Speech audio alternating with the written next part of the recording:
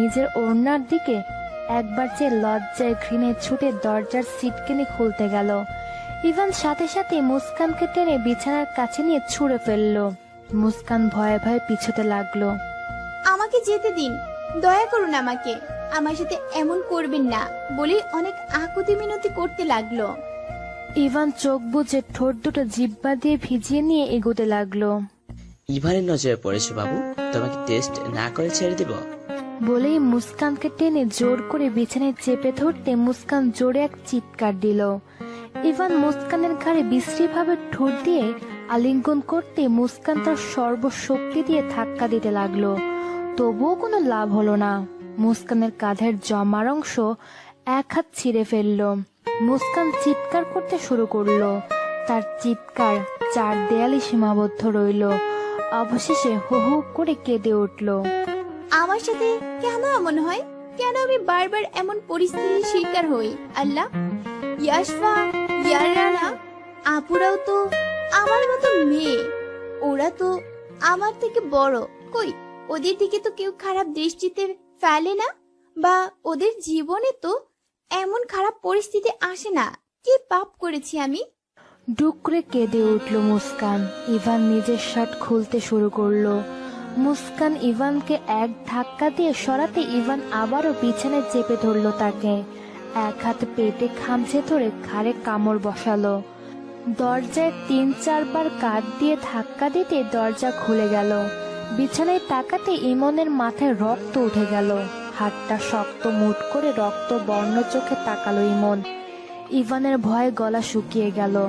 মুস্কান বিছানা থেকে উঠে দৌড়ে গিয়ে ইভনকে শক্ত করে জড়িয়ে ধরে হাউমাউ করে কাঁদতে লাগলো। এতটা শক্ত করে জড়িয়ে ধরেছে যে কখনোই ছাড়বে না।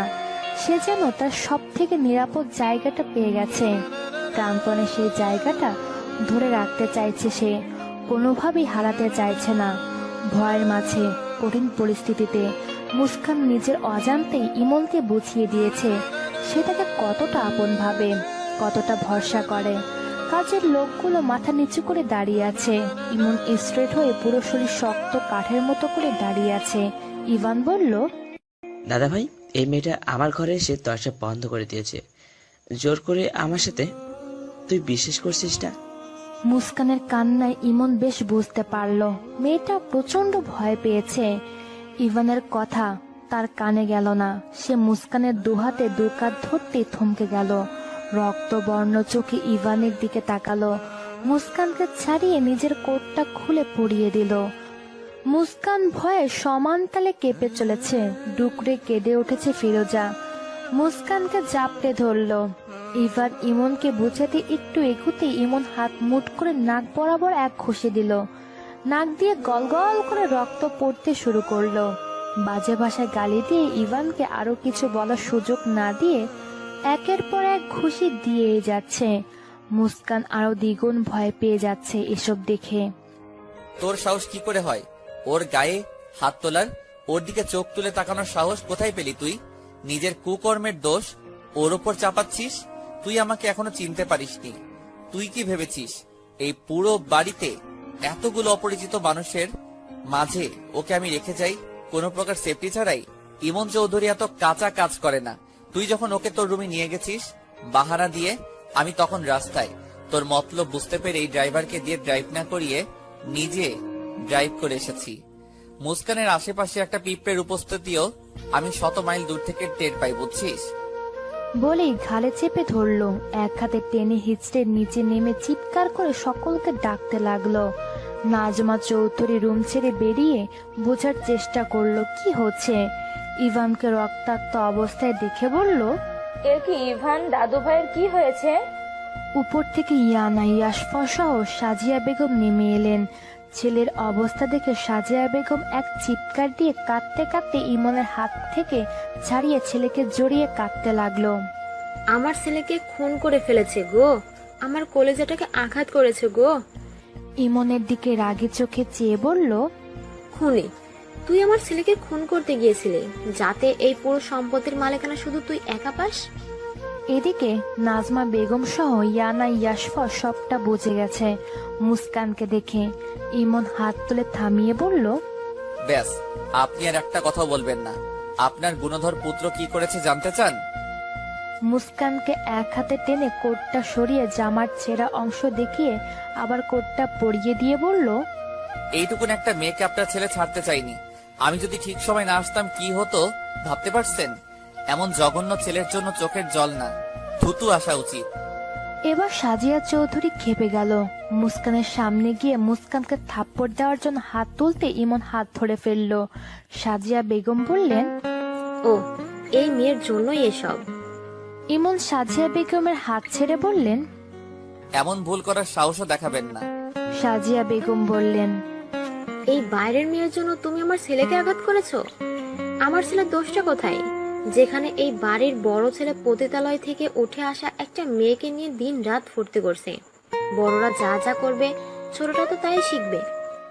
ইমনের মাথায় রক্ত যেন জমাট বেঁধে গেল। আপনি যদি আমার বড় না হতেন, খাসিয়ে কয়টা থাপ্পড় লাগাতাম। সাজিয়া বেগম চুপসে গেলেন। ইমন বলল, অন্যের গায়ে দোষ চাপানোর আগে নিজেকে শুধরান। বড় বাড়ির ছেলে বলে আপনার ছেলে পার পেয়ে যাচ্ছে। বাইরে কি করে বেড়ায় খোঁজ রাখেন? জিজ্ঞেস করবেন একরামুল চৌধুরীকে। তার ছোট ছেলের জন্য কতজনের কাছে মুখ লুকিয়ে চলতে হয়, কতজন পুলিশ অফিসারকে ঘুষ খাইয়ে চুপ রাখতে হয়, কতজন মেয়েকে টাকার বিনিময়ে মুখ না খুলতে বাধ্য করা হয়। সাজিয়া বেগম লজ্জায় মাথা নিচু করে ফেলল। তার ছেলের কুকুরটি সবটাই তার জানা। এবার নাজমা চৌধুরী বললেন, দাদু ভাই, অনেক হয়েছে, আর না। এবার তুমি ঘরের লক্ষ্মীকে যথার্থ মর্যাদা দাও। ইমন ইয়ানা ইয়াশফার দিকে চেয়ে ধমকে বলল, তোমরা এখানে কি করছো? যাও উপরে যাও। দুজনে মাথা নিচু করে উপরে চলে গেল। এবার ইমন মুস্কানের দিকে চেয়ে বলল, ফিরোজা, ওকে রুমে নিয়ে যাও, পোশাক পাল্টাতে বলো। সবাইকে পাঠিয়ে এবার ড্রয়িং রুমে শুধু ইমন, সাজিয়া বেগম, নাজমা চৌধুরী আর ইভান ফ্লোরেই ঝিম মেরে বসে আছে। ইমন বলল, মুস্কানের বয়স হবে 15। আমি চাইছিলাম না এখনই কিছু করতে। সামাজিক নিয়মে যতটা করা যায় করব। আর এই কুলাঙ্গারকে যেন আমার চোখের সামনে না, মুস্কানের আশেপাশে না দেখি। মুস্কানের আশেপাশে ওকে যদি কখনো দেখি তার জানে মেরে দিব। সাজিয়া বেগম এক ঢোক গিললেন। নাজমা চৌধুরী বললেন, মুস্কান কোনো পতিতালয় থেকে আসেনি, সময় হলে সবটা সবাই জানবে। আর দাদু ভাই, আমার যখন 9 বছর বয়স তখন তোমার দাদা আমাকে বিয়ে করে এ বাড়িতে নিয়ে এসেছে। সেই তুলনায় তোমার ঘরনি ঢের বড়। ইমন গম্ভীর গলায় বলল। হুম। সাজিয়া বেগম কাঁদতে কাঁদতে ইভানকে ওঠাতে যেতে ইমন বলল, আপনি নিজের ভালো চাইলে ওকে ছাড়ুন আর চুপচাপ নিজের ঘরে যান। সাজিয়া বেগম বললেন, আমার ছেলেটা মরে যাবে, কত রক্ত ঝরছে, এভাবে কেউ মারে? বলেই অভিযোগ ছুড়লেন। ইমন এক দীর্ঘশ্বাস ছেড়ে বলল, 15 বছর বয়সী এক কিশোরীকে ধর্ষণ করার চেষ্টা করেছে 23 বছর বয়সী এক যুবক। এর শাস্তি কি হতে পারে মিসেস সাজিয়া চৌধুরী? সাজিয়া এবার হাউমাউ করে কেঁদে উঠল। দেশে ধর্ষণের বিরুদ্ধে এখন সকলেই একজোট হয়ে লড়াই করছে। ধর্ষণের শাস্তি হিসেবে মৃত্যুর দণ্ড দেওয়ার কথাও সাজিয়া বেগম জানেন। তার ছেলেও তো এই জঘন্য কাজে লিপ্ত হতে যাচ্ছিল। ভয় এক ঢোক গিলে ইমনকে দুহাতে জোর করে অনুরোধ করল। ইমন বলল, আমার দেওয়ার শাস্তি তো ওকে ভোগ করতেই হবে, নয়তো আবারও একই ভুল করতে ওর দ্বিধা হবে না। তাই ইমন চৌধুরী দেওয়ার শাস্তি ওকে ভোগ করতেই হবে। বিনা চিকিৎসায় সারা রাত ও এখানে ছটফট করবে। একটা পিঁপড়াও যেন ওর ধারের কাছে আসতে না পারে। সাজিয়া বেগম বললেন। ইমন, ও তোমার ছোট ভাই। ইমন বাঁকা হাসল।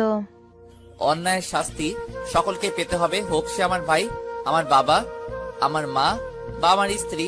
অন্যায়কারীকে শাস্তি দিতে এই ইমন চৌধুরী কখনো পিছুপা হয় না, আর হবেও না। মুস্কান বিছানায় দুহাঁটুর উপরে মুখ রেখে কেঁপে চলেছে। ইমন রুমে ঢুকতেই ফিরোজা বলল, বড় ভাই আপা তো অনেক ভয় পাইছে, কেমন কাঁপতাছে। ইমন গম্ভীর ভাবে বলল। আমি দেখেছি। ফিরোজা চলে যেতে ইমন দরজাটা লক করে দিল। মুস্কানের কোনো প্রতিক্রিয়া দেখতে পেল না। ধীর পায়ে এগিয়ে মুস্কানের সামনে বসলো। মুস্কান নিচের দিকে মাথা রেখে কেঁদেই চলেছে। ইমন ডাকলো, মুস্কান, মুস্কান। কোনো সাড়া পেল না। এবার ইমন জোরে এক ধমক দিয়ে ডাকলো। মুস্কান, মুস্কান কেঁপে উঠল। ইমনের দিকে অশ্রু মিশ্রিত চোখে চেয়ে হাঁটু ছেড়ে ইমনকে জাপটে ধরে হাউমাউ করে কাঁদতে লাগলো। ইমন চোখ দুটো বন্ধ করে গভীর এক শ্বাস ছাড়ল। কিছুক্ষণ পর মুস্কানের কান্নাটা থেমে এলো। হাত দুটো আগলা করে দিল, কিন্তু নিজে সরতে পারল না। ইমনের বুকের মাঝে আবদ্ধ সে। ইমনের হুকুম ছাড়া সে বুক থেকে ওঠার সাধ্য কি আছে তার? কান্না থেমে একরাশ লজ্জা এসে ভর করল। ইমন মুস্কানের হালকা নড়াচড়া অনুভব করতে ছেড়ে দিল। মুস্কান একটু সরে মাথা নিচু করে বলল, আপনি খেয়েছেন? ইমন গম্ভীর মুখে মুস্কানের দিকে চেয়ে ভাবল। এমন মানসিক অবস্থায় আমাকে নিয়ে ভাবছো? সত্যি মুস্কান, তুমি কি দিয়ে তৈরি? আল্লাহ তোমাকে কোন মাটি দিয়ে সৃষ্টি করেছে? তোমার আত্মায় কিসের সবুর দিয়ে সৃষ্টি করেছে খুব জানতে ইচ্ছে হয়। এইটুকুন মেয়ের এত ক্ষমতা, এত ধৈর্য, সহনশীলতা কোথা থেকে আসে? মুস্কান উঠতে নিতে নিতে বলল, আমি খাবার রেডি করে গিয়ে। ইমনের ভাবনায় ছেদ পড়ল। মুস্কানের ঘাড়ের দিকে চোখ যেতেই একটানে মুস্কানকে একদম নিজের কাছে নিয়ে এলো। মুস্কান খানিকটা ভয় পেয়ে ইমনের মুখের দিকে তাকালো। ইমন এক হাতে মুস্কানের কোমর জড়িয়ে আরেক হাতে ওড়নাটা সরিয়ে চুল সরালো। বিস্ময় চোখে চেয়ে আছে। রাগে মাথাটা ফেটে যাচ্ছে তার। চোখ দুটো রক্ত বর্ণ ধারণ করেছে, কামড়ের দাগ স্পষ্ট। মুস্কান ভয়ে চুপসে যাচ্ছে। শ্বাস প্রচন্ড ভাবে ওঠানামা করছে তার। ইমন রাগে কয়েক দফা শ্বাস নিয়ে মুস্কানের ঘাড়ের আছে আঙুল ছোঁয়ালো। মুস্কান আহ করতে ইমন হাত সরিয়ে নিল। ইমন বলল, আর কোথাও এমন ব্যথা রয়েছে? মুস্কান লজ্জায় কুকিয়ে গেল। ইমনের প্রচন্ড রাগ হলো। কড়া গলায় জিজ্ঞেস করলো, আছে কিনা বলো। মুস্কান মাথা নিচু করে ফেলল। ইমন যেভাবে মুস্কানকে শক্ত করে ধরে রইল আর বলল, কোথায়? মুস্কান এক হাত পেটের দিকে দেখিয়ে এখানে। ইমন আর কিছু না ভেবে কামিজের পাটটা উঠিয়ে দেখল নখের বেশ বড় একটা আঁচ। মুস্কান ভয়ে কাঁপতে শুরু করেছে আবারও। ইমন বুড়ো আঙুল দিয়ে পেটের সাইডের দাগটার উপর বুলালো। মুস্কানের পুরো শরীরে কেমন অনুভূতি শিহরণ বয়ে গেল, যা তার ব্যথার অনুভব হওয়াটা কমিয়ে দিল। মনের ভিতর অজানা অনুভূতিরা উকি দিতে লাগলো। সে অনুভূতির কাছে এই সামান্য ব্যথাটা তার তুচ্ছ মনে হলো। চোখ বন্ধ করে ভারী শ্বাস ফেলতে শুরু করলো। ইমন হাত সরিয়ে পেটটা থেকে ঘাড়ে তাকালো। খুব বিশ্রী লাগছে তার দাগটা। ইচ্ছে হলো দাগ পড়ার জায়গাটা ব্লেড দিয়ে কেটে ফেলে দিতে। মুস্কান যদি ব্যথা না পেত, মুস্কানের ক্ষতি না হতো, তবে সে তাই করত। ধীরে ধীরে হাত আগলা করে দিল। কি যেন ভেবে বলল, মুস্কান, আর কোনো ক্ষতি হয়নি তো? মুস্কানের মুখটা মলিন হয়ে গেল। ছোট হলেও সে ঠিক বুঝতে পারল ইমন কি বোঝাচ্ছে। মাথা নাড়িয়ে না করলো। ইমন স্বস্তির এক শ্বাস ছেড়ে বলল, দুজন একসাথে এই রুমেই খাবো। মুস্কান বিছানা থেকে নামতে যেতে ইমন বলল, তুমি এখানে থাকো, ফিরোজা খাবার আনবে। আর 10 দিন আছে, তারপরে ফিরে যেতে হবে মুস্কানকে ইমনের সাথে ইমনের বাড়িতে। যে বাড়িটা একদমই ইমনের নিজস্ব, যে বাড়িতে কোনো সেলফিশদের জায়গা দেয়নি ইমন চৌধুরী, যে বাড়িতে এত এত মানুষের ভিড় না থাকলেও আলাদা এক প্রশান্তি রয়েছে, যেখানে সে তৃপ্তি সহকারে থাকতে পারে, কোনো প্রকার অশান্তিতে ভুগতে হয় না। যে বাড়িটা সে নিজের রোজগারে তৈরি করেছে। 18 বছর বয়স থেকেই সে তার পরিবার থেকে সম্পূর্ণ বিচ্ছিন্ন। মাঝে পরিবারের সাথে যোগাযোগ হলেও আরো একটা দুর্ঘটনায় সেইটুকু বাদ দিয়ে দেয়। তারপর থেকে সে একাই থাকে। 5 বছর যাবৎ শায়রি এসে থাকছে তার বাড়িতে, সেটা সম্পূর্ণ শায়রির নিজের স্বার্থে। ইমন দুঃসময়ের বন্ধু হয়ে পাশে দাঁড়িয়েছে তার। এমনকি তার জবটাও সম্পূর্ণ ইমনের সহযোগিতায় হয়েছে। দাদির কাছে ইমনের বিষয় টুকটাক শুনে নিল মুস্কান। দাদি সবটা বলল না, তা বেশ বুঝলো মুস্কান, কিন্তু এতে সে একটু মন খারাপ করলো না, বরং যেটুকু শুনেছে এতে সে হ্যাপি হলো। দাদির কথার ফাঁকে মুস্কানকে প্রশ্ন করলো, হ্যাঁ রে, তোর মায়ের কি হয়েছিল? মুস্কানের মুখটা মলিন হয়ে গেল। মায়ের কথা মনে পড়তেই চোখ দুটো পানিতে টলমল করছে। নিজেকে স্বাভাবিক করে বলল। আমার অনেক রোগ ছিল। দাদির বুকটা কেঁপে উঠল। প্রশ্ন করল। কি রোগ? মুস্কান বলল। আমি হওয়ার পর থেকেই নাকি রোগটা হয়েছিল। অনেকে বলে এর আগে থেকেই নাকি ছিল। আমার আগে 3 বার বাচ্চা পেটে এসেছিল, একটাও নাকি টেকেনি। তারপর অনেক বছর পরে নাকি আমি হয়েছি। আমি হওয়ার পর থেকে আব্বা আম্মার সম্পর্ক খারাপ হতে থাকে। আব্বা চাইছিল একটা ছেলে সন্তান হোক, কিন্তু হলো মেয়ে। সেই নিয়ে ভীষণ রাগ ছিল তার। বলেই মাথা নিচু করে ফেলল। মাথা নিচু করেই বলল। আমারে চিকিৎসাও করায়নি।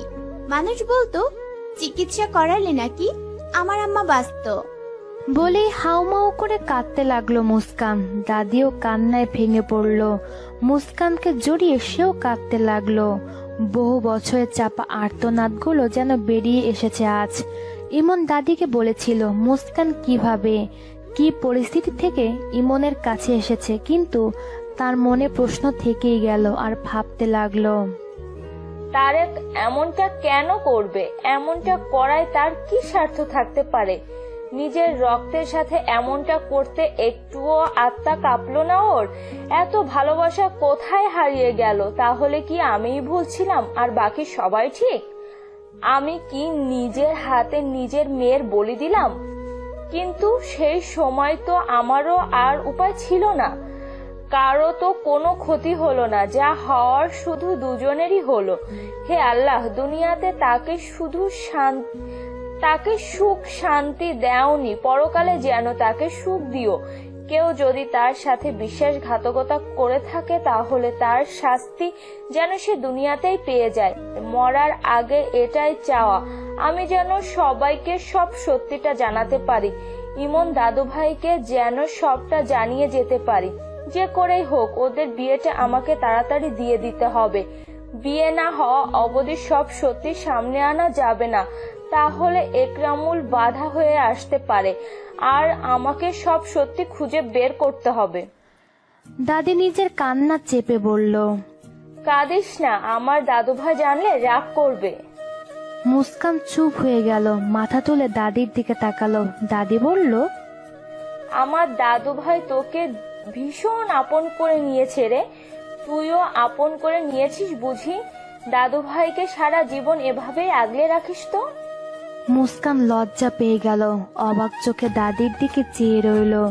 দাদি আঁচল দিয়ে চোখ মুখ মুছল। মুস্কানের চোখ মুখও মুছে দিল। আমার কর্তা আমার থেকে 17 বছরের বড় ছিল।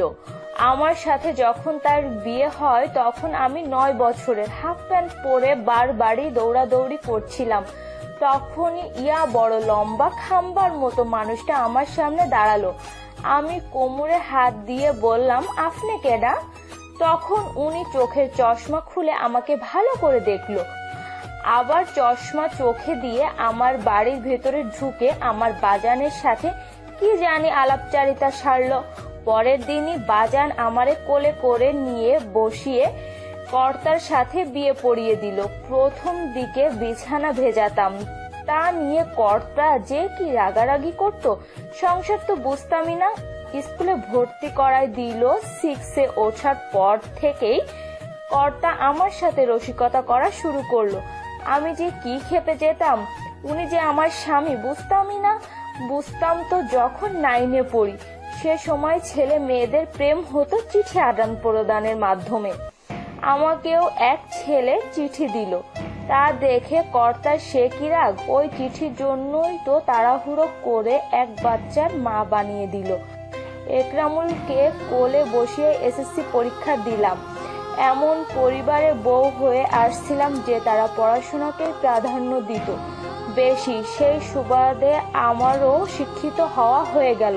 পবিত্র মন নিয়ে কারোর সাথে সারা জীবন থাকতে চাইলে, কাউকে মন থেকে ভালোবাসলে, মনের জোর থাকলে ঠিক দুজন দুজনের আপন হয়ে উঠতে পারে, আশেপাশের মানুষ যাই বলুক না কেন।